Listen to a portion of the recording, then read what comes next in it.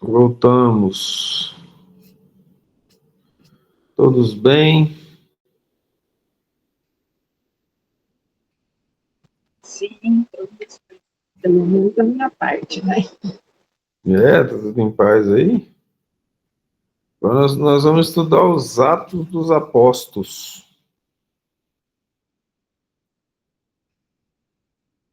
Boa noite, Amanda. Boa noite. Aí, como a semana retrasada, a gente não vai ter o estudo agora das 7, tá? Ah, ok. É brincadeira, foi só para Ah, pegar. ah não, Thales. Fiz o mesmo com o Wilson hoje. Oi? Sacanagem. Palhaçada, hein, Thales? Dormiu com o É, Bozo. coitadinha, a vez que ela entrou, a gente não avisou, né? Desculpa lá, mano. É raro, mas algumas vezes fica difícil fazer o das 7. A idade é muito. A idade está muito forte, né? A gente já está lá no. Já está voltando para o plano espiritual, né? Aí as energias ficam menores, pequenas. Desgaste excessivo por fazer muita bobagem na vida. Então, todos bem, todos tomaram café. Tem alguém aí com a xícara de café ainda na mão durante o estudo? Pode, né? Quando as últimas vezes que eu dei aula presencial, tinha poucos alunos, uns 15, 16, e não obstante isso, era considerado recorde na física, que as turmas têm 3, 4. Aí a gente levava bolo, café, enquanto a gente estava dando aula de matemática, o pessoal comia lá o bolo, tomava café. E era bom isso, porque na verdade eu acho que era a única alimentação que eles recebiam mesmo, porque na matemática não saía quase nada lá nas coisas. Mas então vamos fazer a oração final do estudo anterior para a oração inicial do outro estudo, tá? Eu vou pedir para a Tef lá de Alfenas fazer para a gente. Pode fazer, Tef? Posso. Vocês me ouvem bem? Ouvimos bem. Sim. Que nesse momento possamos fechar os nossos olhos e imaginar a figura de Jesus Cristo à nossa frente, com seu sorriso calmo e cheio de energia e de amor, com seu olhar bondoso que tranquiliza os nossos corações. Que a luz do nosso Senhor possa preencher os nossos corações, tocar a nossa alma, o nosso corpo e expandir para as nossas casas, para as pessoas que nos vêm à mente, por aqueles que estão ligados aos nossos corações, sejam eles encarnados, sejam desencarnados. Que possamos fixar as mensagens, as lições aprendidas, ouvidas, e que possamos ter força e coragem para olhar para dentro de nós mesmos, para aplicar a palavra do nosso Senhor Jesus Cristo, para que possamos seguir e chegar até Ele. Pedimos a força necessária para conseguir enfrentar os obstáculos do dia a dia, para conseguir fazer bem feito as nossas obrigações. Pedimos por todos aqueles que ainda permanecem nos caminhos tortuosos, sem querer olhar para o alto, onde que o nosso Pai Celestial fica. Que possamos levar a luz, o amor e a esperança que Jesus nos ensina a todos os corações. Que possamos ter piedade com os nossos irmãos, que possamos acolher todas as dores que nos chegam, que possamos nos permitir ser tocados por essas dores, que possamos saber mais ouvir e escolher as palavras para conseguir ajudar aqueles que precisam. que possamos estender a mão amiga. Pedimos pelos doentes do corpo e da alma. Pedimos também o auxílio de Jesus para que proteja nós de todo o mal que nós possamos causar aos outros, mas também a nós mesmos. Que Jesus possa auxiliar aqueles que não têm algum lar para estarem aconchegados nesse momento, que se sentem abandonados, perdidos, incompreendidos. Que possamos doar as nossas energias e o nosso amor para todos aqueles que precisam. Muito obrigada, meu mestre.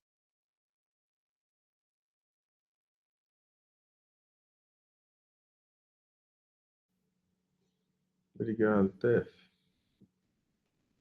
Então, nós paramos no capítulo 4 de Atos dos Apóstolos. Vocês devem estar lembrados que os apóstolos foram presos, foram retirados da prisão, voltaram para o templo, foram chamados pelo Caifás, que foi pedido para eles que não falassem de Jesus, e eles falaram que preferiam fazer a vontade de Deus. Né?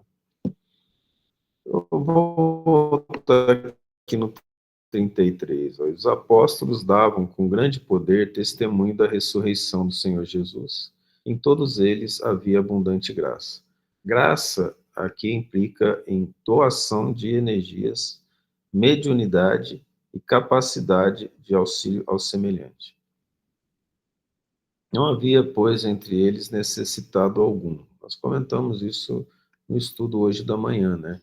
Onde há pessoas doando para o bem, na lição do amor de Lázaro, fala que o amor ele vence as misérias sociais. Então, ali havia amor no verdadeiro sentido de não deixar com que as pessoas entrassem em miséria. Com certeza, eles tinham tudo o que eles necessitavam para a sobrevivência do corpo, sem excessos, obviamente. Porque todos os que possuíam herdades ou casas, vendendo-as, traziam o valor do que fora vendido e depositavam aos pés dos apóstolos. Né? Nós paramos mais lá na frente, tá? Eu errei aqui.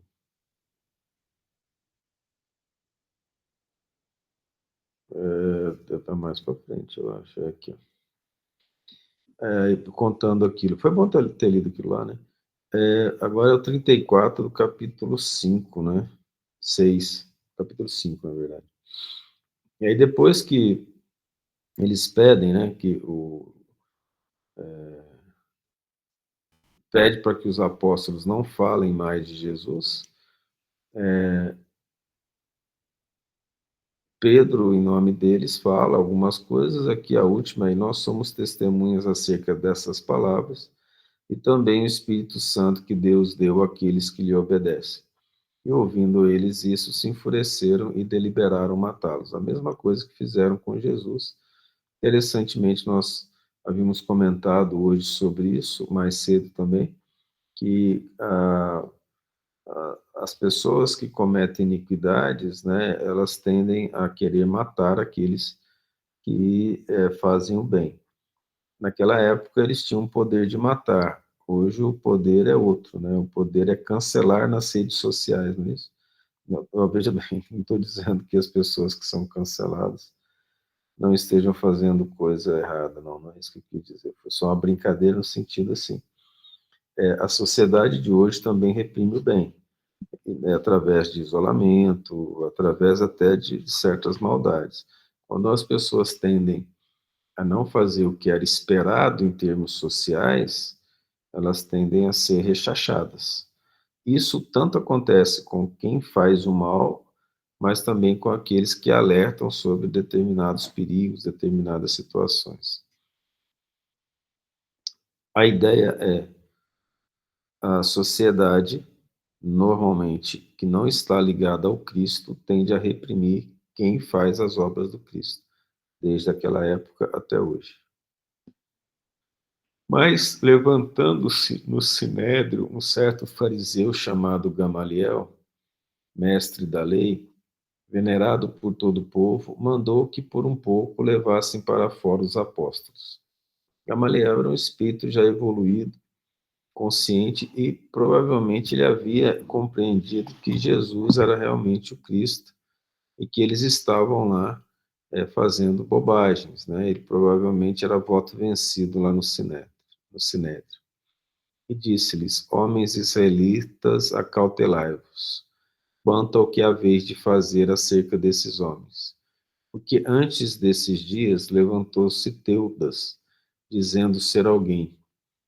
Deste se acercou o número de uns 400 homens, o qual foi morto, e todos os que lhe deram ouvidos foram dispersos e reduzidos a nada.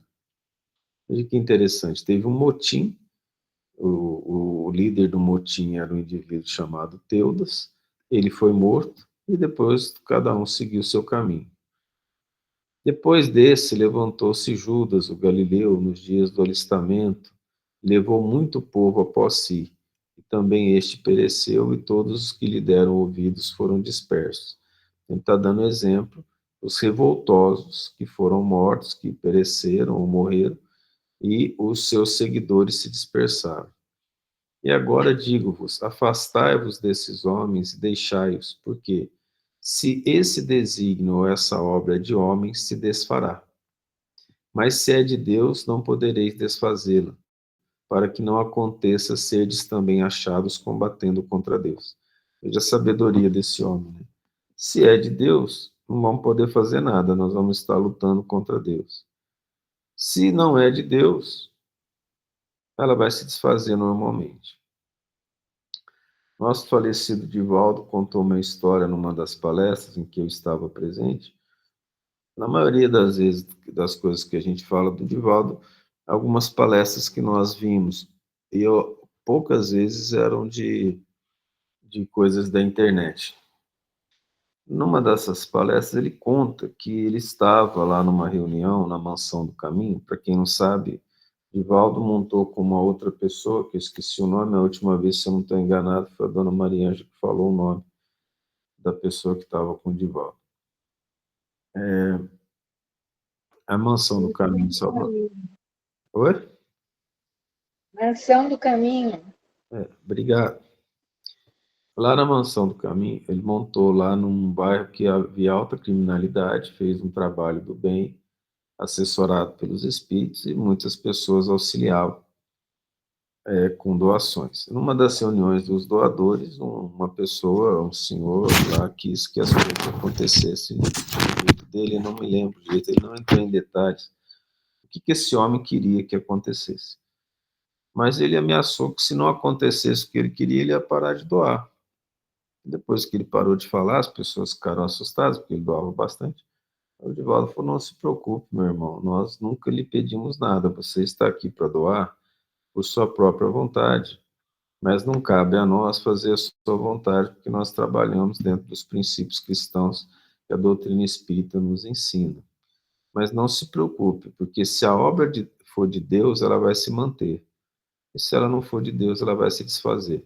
Veja que Divaldo utilizou naquele momento a mesma didática do Gamaliel. Né? Então, ele simplesmente deixou bem claro assim: quando a gente trabalha para Jesus, a gente não tem que ficar muito preocupado com a questão financeira em termos do quanto que vai entrar. Mas chega, na hora chega, isso é fato. Se for necessário vir um dinheiro para uma obra, ela vem. Se ela não veio, é porque não era para vir. Um caso desse aconteceu com o Chico, na cidade de Pedro Leopoldo. Chegou um grupo de pessoas que apareceu na cidade, estava sem emprego, e eles não tinham onde dormir, eles estavam morando, algumas famílias, debaixo da ponte do rio que passava em Pedro Leopoldo, e todo sábado o Chico pegava pouco dinheiro que ele tinha e fazia pão com algum recheio, com café com leite, levava para essas pessoas e falava de Jesus. E teve um dia que o Chico, ele não tinha dinheiro para nada, ele não sabia o que fazer, ele ficou com medo mesmo de chegar lá sem comida, porque é muito doloroso, né? As pessoas estarem com fome, você vai falar de Jesus, mas a pessoa com barriga vazia, ela não consegue prestar atenção, né? Então o Chico chegou para falar e as pessoas se revoltaram. As pessoas que estavam lá, claro, que incentivada por espíritos menos felizes, e quase ameaçaram o Chico. Como você vem falar de Deus e a gente aqui está com fome, as crianças estão com fome. Quando essas pessoas estavam falando, chega um caminhão. O motorista fala assim: aqui eu encontro o seu Chico Xavier. Sou eu. Ó, esse aqui é o caminhão do supermercado tal, lá de São Paulo, mandou entregar esses mantimentos para o senhor. Um caminhão cheio de mantimentos chegou lá para aquela família. As famílias que estavam lá, e aí a revolta se desfez imediatamente, né? Foi-se uma alegria imensa, porque foi um caminhão de supermercado. O que tinha acontecido? O Chico ajudou um empresário que era dono do supermercado, e no Centro Espírita em Pedro Leopoldo, e esse empresário falou assim: eu vou retribuir, Chico, um dia eu vou mandar alguma coisa para você. E esse empresário recebeu a intuição lá onde ele estava para mandar o caminhão naquele dia. Só que não sabia onde que o Chico estava. O Chico morava lá em São Leopoldo, mas era para entregar para o Chico. Quando ele entrou na cidade, ele viu um velhinho de cabeça branca, barba branca, olho azul, e perguntou para ele assim: onde é que está o Chico? Falou: o Chico não está na casa dele, não. Ele está debaixo da ponte lá, falando para umas famílias. Ele foi. Aí depois que entregaram as coisas, o Chico perguntou para ele assim: mas como é que você chegou aqui? Como é que você sabia que eu estava debaixo da ponte? Ele falou: o velhinho assim falou, era o doutor Bezerra de Menezes, que havia materializado lá e tinha dito para o motorista encontrar o local, preservando o Chico de talvez alguma violência. Porque, segundo o que conta o Chico, eles estavam muito violentos, estavam muito raivosos de não receber o alimento. Então, quando a obra é de Deus, chega o valor, chega que é necessário para que ela seja feita. Se não chegou o valor, é porque não é para fazer aquilo. Também não significa que a gente não tenha que lutar por aquilo ou tirar dos nossos recursos quando for necessário. Achar que Deus não tem poder para fazer essas coisas é falta de fé e não confiar no poder do Criador que fez esse universo inteiro. De novo, eu vou voltar naquilo que nós mandamos hoje cedo, gente, que a gente fala, né? O que é a Terra diante desse universo, né? E aí nós colocamos lá no nosso grupo o que nós vemos do nosso universo, né? Então, eu vou aqui colocar para mostrar para vocês aqui na janela. Essa aqui é a nossa galáxia, vocês estão vendo a galáxia?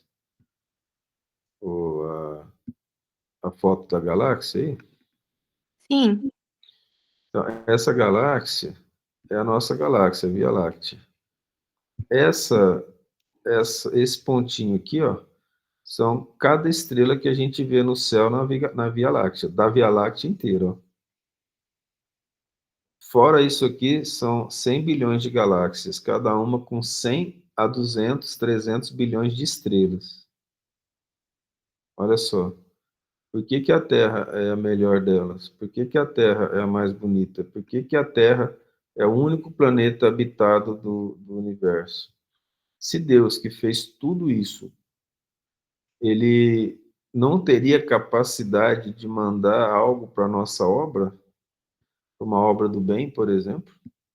Ele não teria capacidade de mandar o que a gente necessita? A gente acha que Deus não olha por nós, ele olha o tempo todo. Nós estamos o tempo todo sendo olhados, cuidados pelos espíritos que trabalham em nome de Deus. É que só nos acontece o que é de melhor.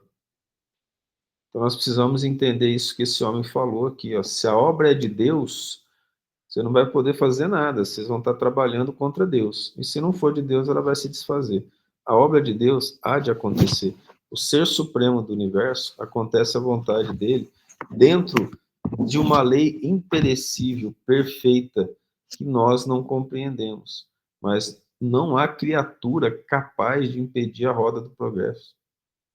Aquilo que nos parece que está sendo impedimento, na verdade, pode ser até um catalisador que vai acelerar o processo no futuro, porque nós não conseguimos abarcar todas as variáveis de um processo que nos envolve, quanto mais aqueles que envolvem várias pessoas ao mesmo tempo, vários seres ao mesmo tempo, tanto do mundo material quanto do mundo espiritual. Então, Gamaliel, evidentemente, aqui era um espírito sábio e ligado a Deus. E concordaram com ele, e chamando os apóstolos e tendo-os açoitado, não tem jeito, né? A vibração pesada precisa sair de alguma forma, mandaram que não falasse no nome de Jesus, e os deixaram ir. Retiraram-se, pois, da presença do sinédrio, olha só, regozijando-se de terem sido julgados dignos de padecer afronta pelo nome de Jesus. Isso aqui é algo que nós devemos compreender e que Jesus ensinou. Então, nós estamos aqui, ó, na página, deixa eu ver que página é essa, na página que eu não sei, página 1667. Eu vou levar vocês lá para o capítulo 5, ou nós vamos juntos, né, de Mateus, lá no versículo 10 e 11 do capítulo 5 de Mateus. Olha só o que está escrito, para ver se aquilo que eles estão fazendo não é seguir a vontade de Deus. Capítulo 5 de Mateus, as bem-aventuranças. Bem-aventurados os que sofrem perseguição por causa da justiça, porque deles é o reino dos céus. Bem-aventurados sois vós quando vos injuriarem e perseguirem, e mentindo falarem todo o mal contra vós por minha causa. Exultai-vos e alegrai-vos, porque é grande o vosso galardão nos céus, porque assim perseguiram os profetas que vieram antes de vós. Então eles tinham todos os motivos de estar felizes, porque eles estavam sendo provados. Olha o exemplo que os apóstolos estão dando. Estavam sendo provados no amor ao Cristo e na luta pelo bem que eles estavam desenvolvendo.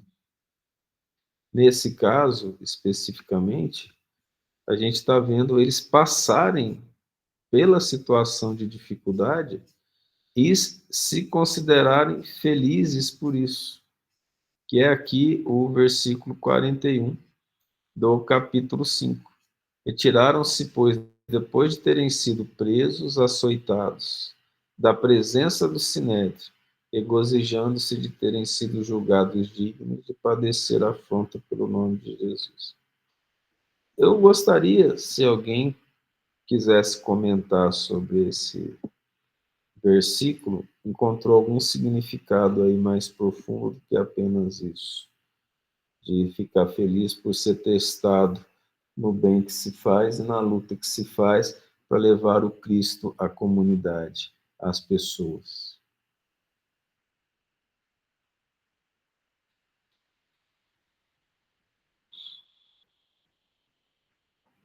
Vou fazer minha brincadeira. Muito obrigado. Falem um de cada vez. Então, veja bem. Prestem atenção que isso também acontece hoje. Nós somos expulsos de casas de famílias, nós somos maltratados pelas pessoas que não querem ouvir o nome de Jesus, nós somos perseguidos pela maldade, pela mentira, pelos que trabalham contra o Cristo. Então vejam como é simples, simples, o trabalho de falar de Jesus dentro do centro espírita, dentro do templo religioso, dentro da igreja. Compreenderam o que eu falei? Porque quando eu falo no centro espírita, sobre espiritismo e sobre Jesus, eu estou falando para quem foi lá ouvir.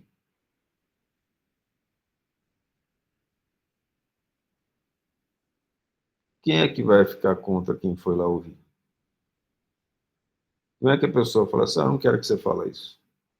Você veio aqui ouvir. Mas você falou coisa errada. Sobre o quê? Sobre a doutrina ou sobre a sua maneira de pensar? Não é que não pode ser questionado, mas é bem mais fácil. Alguém aqui tem a experiência de tentar levar a doutrina espírita fora do centro espírita e ver o que acontece?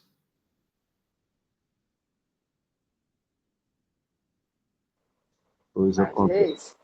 Oi?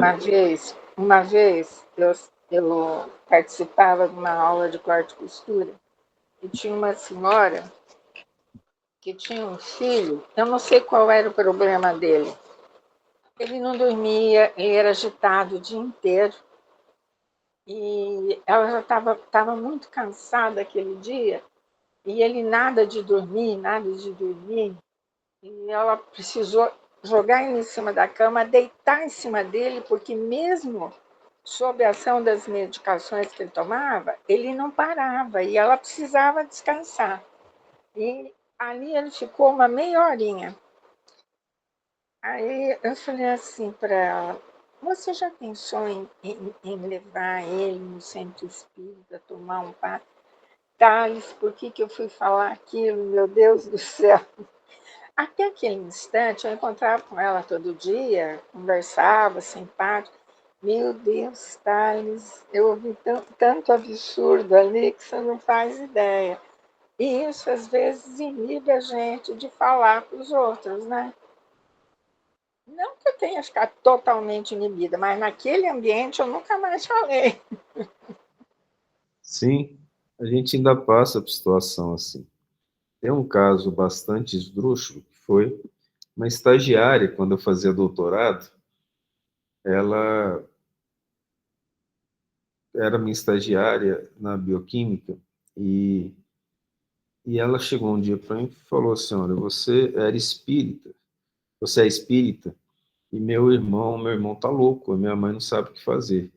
Já exorcizaram, já levou na igreja, já fez tudo que precisava, já levou para crente, para benzedeira, médico não dá jeito nele. Tem como ajudá-lo?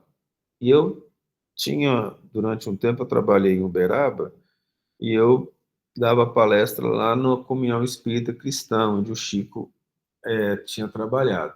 E a senhora que era a coordenadora da reunião mediúnica do Chico, a dona Dalva, nós ficamos muito amigos.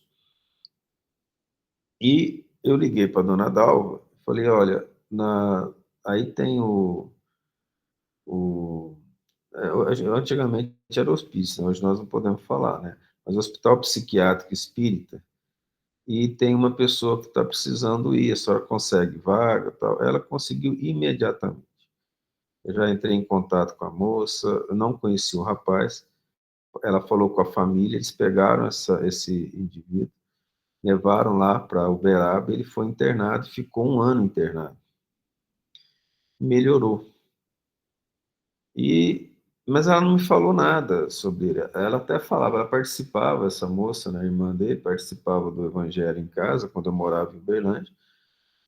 Depois eu mudei e voltei em Uberlândia às vezes, porque eu fazia, meu doutorado foi em Uberlândia, e eu morava em outra cidade, eu tinha que ir lá às vezes. Aí uma vez que eu voltei, eu falei, como é que tá seu irmão? Ele tá bem? Tá bem, já melhorou, ele sarou. Mas que bom, né? E o espiritismo pode fazer isso. Não, a gente não fala de espiritismo em casa, é proibido. Minha mãe proibiu, meu pai proibiu. Aí eu só ouvi. Falar, eu ouvindo ela falando isso, falei assim, mas eu não tô doido. Ele ficou internado no Hospital Psiquiátrico Espírita em Uberaba. Ela foi, mas não se fala sobre isso. Ele foi ajudado, mas nós não somos espíritas, nós não temos vínculos com o espiritismo, não se fala em espiritismo na minha casa, e a gente não fala de espiritismo agora, e ela foi mal educada comigo, e não quis conversar mais sobre o assunto. Eu não tive condições nem de falar nada. Para ter ideia de que nível que chega a cabeça das pessoas, nem por gratidão, pegou raiva. E aí a gente tem passado por isso ao longo do tempo. Muitas vezes as pessoas foram na nossa casa pedir ajuda. E a gente falou de espiritismo, passado um tempo, as pessoas ficaram com raiva depois de terem sido ajudadas, porque foi um espírita que ajudou.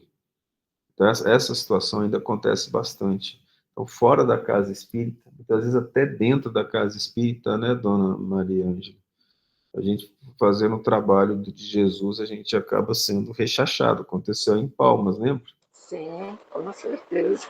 Então, mesmo uma casa espírita que não estiver vinculada ao Cristo, quando se faz o trabalho do Cristo, a gente também tem perseguição. Então, o que os apóstolos passaram é uma realidade. Não é como antes, né? A gente não é açoitado materialmente, mas espiritualmente são vários açoites. E se dependesse dos espíritos obsessores que trabalham contra o Cristo, a gente seria açoitado toda noite. Mas o que o Cristo pede para a gente diante disso? Exultai-vos e alegrai-vos, porque grande vai ser o vosso galardão nos céus. Ele não prometeu aqui na terra. Aqui na terra a gente tem a leveza de fazer a vontade do Cristo. Mas, feito o trabalho aqui e aprendendo o máximo que pudermos em fazer o bem, aí nós teremos o nosso galardão nos céus. Olha, é quase impossível no planeta em que a gente vive trabalhar pelo bem de forma insistente sem ser perseguido. E a perseguição, ela vem de todos os lados. Nós já vimos obsessores chegarem perto de pessoas que nós nunca tínhamos encontrado aqui na Terra, e a pessoa exercer por nós um ódio muito grande, cuja única explicação é a obsessão que ela sofre, que o espírito obsediado recebe ali o espírito que faz a obsessão, né, recebe ali a instrução dos outros obsessores para poder gerar ódio. A pessoa encontra coisas na gente, né, coisas que elas odeiam, e a maioria das vezes nem sempre associada à verdade, não obstante, todos os defeitos que se disserem de nós, nós o temos, porque nós não somos perfeitos. Então, quem renunciar a algum defeito aqui na Terra pode estar cometendo um ato de falta de senso, falta de lógica no entendimento de si mesmo. E todos os dias no templo e nas casas não cessavam de ensinar. Isso aqui é importante. Onde a gente estiver, nós temos que ter a noção clara que somos representantes de Jesus. Nós, espíritas, somos os trabalhadores da última hora. Logo, somos os representantes da terceira revelação. Por consequência, nós somos cristãos e discípulos de Jesus. Então, nós prometemos falar do Cristo, exemplificar em nome do Cristo, e os bons espíritos nos convidam e nos lembram disso continuamente. E de anunciar Jesus Cristo. Nós precisamos anunciar Jesus Cristo. A palavra Cristo, amor, a preocupação com o semelhante, deve ser a base de todo trabalhador do Cristo. Quando nós falamos Jesus num ambiente pernicioso de vibrações pesadas, em que os obsessores dominam, a palavra Jesus, a palavra Deus, traz tanta luz, traz a presença dos bons espíritos, que os obsessores perdem o poder sobre os obsediados durante algum tempo. Por isso a raiva deles contra o trabalhador de Jesus. Porque o trabalhador de Jesus, ele leva consigo a arma da oração, das boas vibrações e a presença dos bons espíritos. Isso faz com que os espíritos inferiores, que não suportam a luz, e nem ouvir a palavra Jesus ou Deus, eles não consigam ficar perto e dominar seus obsessores. Algumas vezes a situação é tão perniciosa, tão profunda, que o obsessor não sai de perto, mas adormece. E aquele momento é um momento muito importante para o obsediado, mesmo que ele não saiba o que são momentos em que o encarnado tem condições de pensar por si mesmo, sem a ação direta do obsessor. Então, o trabalho com Jesus é muito mais profundo do que a gente imagina. A força de vontade de fazer o bem faz com que a gente leve condições para quem quer melhorar, de ser ajudado a se melhorar aonde a gente está trabalhando, aonde a gente for, no supermercado, na clínica, no hospital, na sala de aula, no departamento de loja que trabalhamos, na sala de aula como professor ou como aluno. Aonde a gente estiver com boa intenção de fazer o bem, nós somos representantes de Jesus. E não podemos parar de anunciar Jesus jamais. Não podemos. De forma incisiva até, muitas vezes, nós devemos enunciar Jesus, mas se nós nos ligarmos ao bem, tirarmos a nossa personalidade, pelo menos naquele momento, que é o jejuar dos vícios, né? Não quero, vou me alimentar pouco deles ou não vou me alimentar deles, e deixar com que os bons espíritos trabalhem, nós seremos direcionados a levar a palavra certa, a sermos ali uma fonte, um transformador, em que as vibrações do bem cheguem de uma forma mais contundente ao coração dos necessitados, tanto encarnados quanto desencarnados. Aonde estivermos, nós que trabalhamos e desejamos trabalhar pelo bem, somos representantes do nosso Senhor Jesus Cristo. Não precisamos ser perfeitos para isso. Precisamos ter a boa vontade de querer melhorar. Capítulo 6. Ora, naqueles dias, crescendo o número dos discípulos, houve uma murmuração dos gregos contra os hebreus, porque as suas viúvas eram desprezadas no ministério cotidiano. E os 12, convocando a multidão dos discípulos, disseram: não é razoável que nós deixemos a palavra de Deus e sirvamos às mesas. Aqui é muito profundo. Essa é uma contenda de lei civil, política. Provavelmente, isso estava incomodando os discípulos. Eram discípulos, não eram seres perfeitos. Então havia, sim, fofoca, erros, vícios, traições, maldades, essas coisas todas. Então houve aqui uma discussão, porque vocês não podem esquecer que Israel era dominado por Roma, e Roma já tinha dominado a Grécia. A Grécia era romana naquela época, assim como os judeus também. Roma aprendeu com os gregos a respeitar a cultura dos locais conquistados e não impor a sua cultura, mas não não impor, mas de qualquer forma a cultura romana que assimilou a cultura grega, chegava até as pessoas. E o direito que se exercia, em parte, era o direito romano. Então, olha só, eles chamam os discípulos e falam assim: olha, nós não podemos deixar de servir a Deus e vamos servir às mesas. O que era servir às mesas? Servir aos homens, né? Servir aos desejos dos homens. Escolhei, pois, irmãos, dentre vós, 7 homens de boa reputação, cheios do Espírito Santo, ou seja, que são profetas na época, que são médiuns, e de sabedoria. Então não basta ser médium, tem que ter boa reputação e sabedoria, os quais constituamos sobre essa importante tarefa. Porém, nós perseveraremos na oração e no ministério da palavra. Nós não vamos deixar de cumprir as obrigações ou as tarefas das leis civis, mas nós vamos escolher as pessoas adequadas para isso, para falar em nome de Deus e nos representar. Dai a Deus o que é de Deus e a César o que é de César.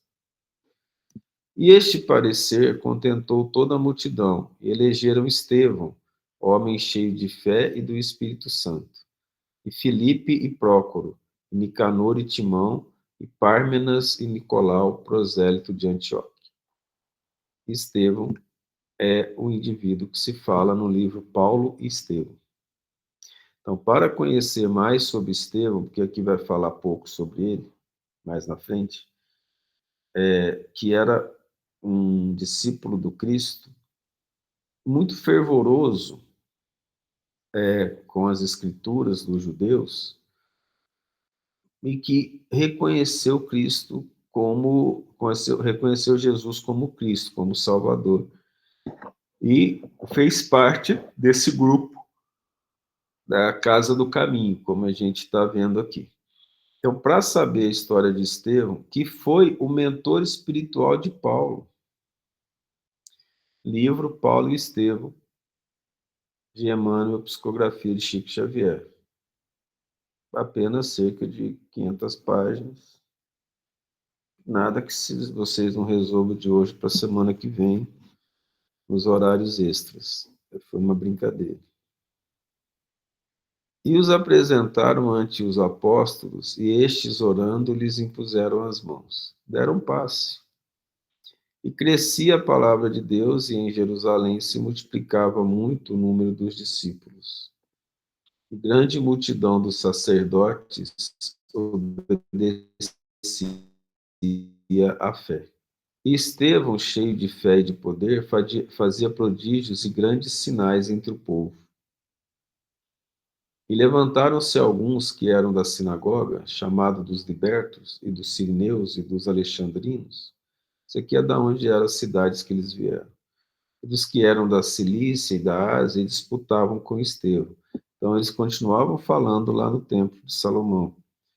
E ali havia discussão sobre as leis, sobre o Velho Testamento, que não chamava Velho Testamento, mas as Escrituras, né?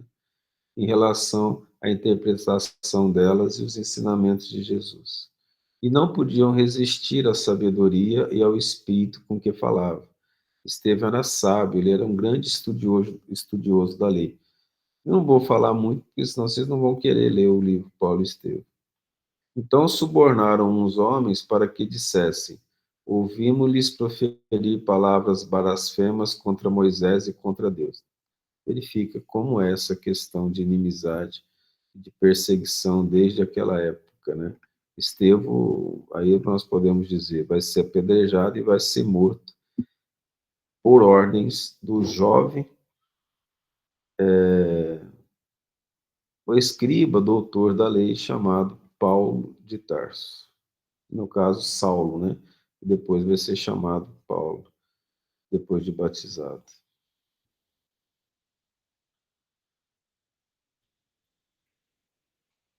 Comentários?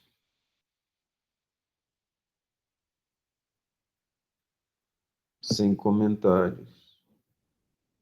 Finalizemos, então. Temos quarta-feira o estudo do que o Emmanuel faz, que é sobre o livro Céu e Inferno. Sexta-feira, o estudo que a Maria Teresa faz sobre o livro Os Mensageiros.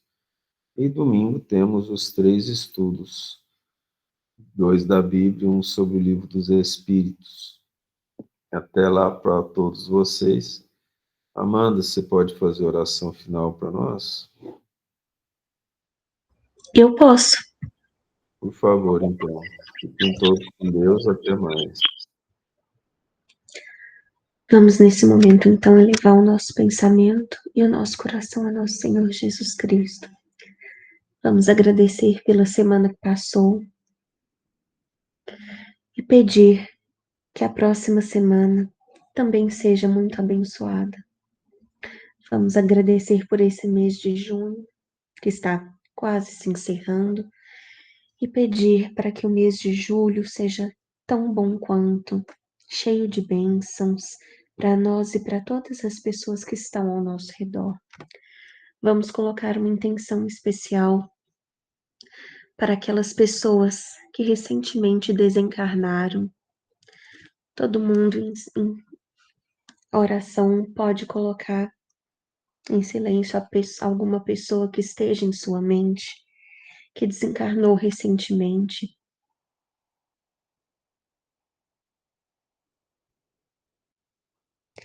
E vamos pedir para que essas pessoas sejam todas acolhidas por Deus na casa do Pai. Vamos colocar também em intenção as pessoas que precisam de oração nesse momento, que estejam passando por problemas pessoais, financeiros, problemas de saúde.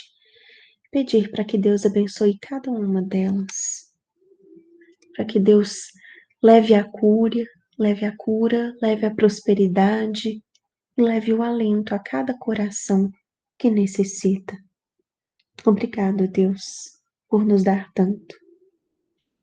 Que assim seja.